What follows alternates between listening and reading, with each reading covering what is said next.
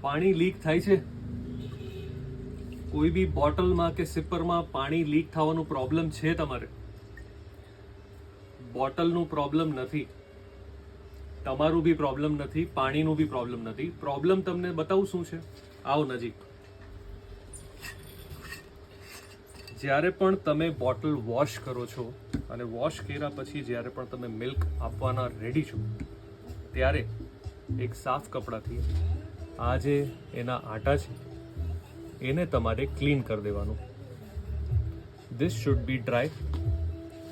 આ જો પાણીના ડ્રોપલેટ્સ છે, એક સાફ કપડાથી એને સાફ કરી લેવાનું. પછી તમારે એમાં મિલ્ક પાણી જે પણ ભરવું હોય ભરી નાખવાનું. પછી એને તમારે બંધ કરી દેવાનું. પછી જેટલું બી તમે કરશો એમાંથી લીક થશે નહીં. શું કામ લીક નથી થતું? કેમ કે જે આટા છે એ ડ્રાય છે. તો જ્યારે આ આટા ડ્રાય હશે, લીકેજ નહીં થાય. ટ્રાય કરો.